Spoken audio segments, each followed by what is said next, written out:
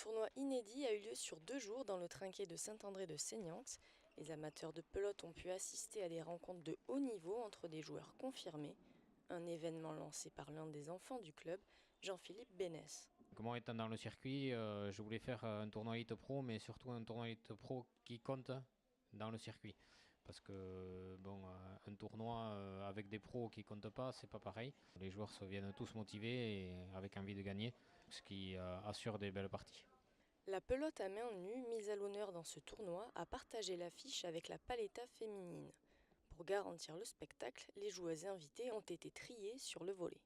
Ils ont toutes été championnes du monde. On a Casette Aurore avec Séverine Graciette qui est la seule hollandaise qui est représentante de notre pays qui est là. Marichou Houssette que tout le monde connaît, en fait c'est vraiment la meilleure joueuse de France. Et devant c'est Argia Olsomendi de Baiguri qui a été championne de France cette année. Réunir les meilleurs pelotaris du circuit est un passage obligé pour promouvoir de manière efficace la pelote.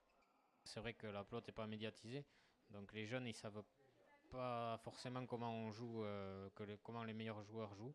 Pas comparé au foot ou au rugby où ils voient tout le temps les meilleurs joueurs jouer à la télé, à la pelote ils ne voient pas. Donc si on ne leur apporte pas des parties de haut niveau, ils vont moins se progresser et ça va moins se les motiver aussi, je pense, à rester à la pelote. C'est également une opportunité en or pour les joueurs présents. C'est un tremplin pour les jeunes comme Michael qui sont l'avenir de notre sport. Et donc c'est un tremplin pour ces jeunes-là, ça leur permet de jouer en compétition et voilà, de pouvoir accéder à court terme ou à moyen terme aux meilleurs tournois. Pour espérer gagner, il faut d'abord apprivoiser l'imprévisible trinquet du Seignanx. Les pelotaris semblent ravis de relever le défi. C'est vrai que j'avais déjà joué dans ce trinquet il y a quelques années, donc je ne savais pas trop à quoi m'attendre. Le temps de prendre quelques marques et après ça s'est plutôt bien déroulé.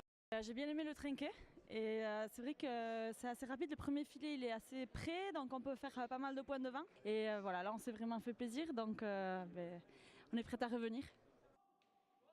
Le tournoi à main nue a réservé son lot de surprises. Le local Jean-Philippe Bénès aurait bien voulu rejoindre Darmandraï et De Escoura, vainqueurs de la première demi-finale 40-22. Mais c'est la douche froide pour lui et son coéquipier. Paralysé par l'enjeu, il s'incline d'entrée 40-23.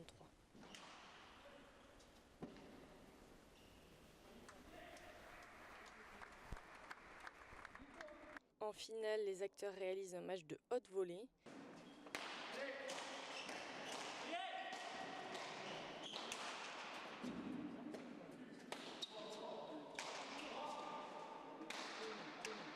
Les blancs prennent rapidement l'avantage. Les rouges, sous tension, ne baissent pas les bras. Ils entament une remontée.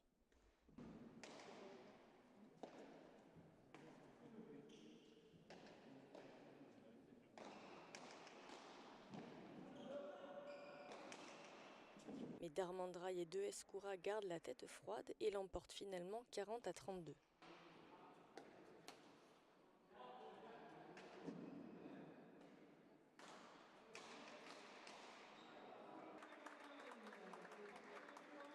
Les quelques points d'avance qu'on a eu dès le début de la partie nous ont servi sur la fin, car ça a été dur jusqu'au bout. Seul point noir de l'événement, un public au rendez-vous mais en deçà des attentes. Alors quel bilan tirer de cette aventure? Un peu mitigé, mais je pense que pour moi, on verra pour le club, pour moi je pense que c'est une expérience à renouveler, mais pas au mois de mai. Voilà, à refaire à une autre date plus tranquille, je pense vers septembre comme ça, parce que c'est vrai que le mois de mai c'est un peu compliqué.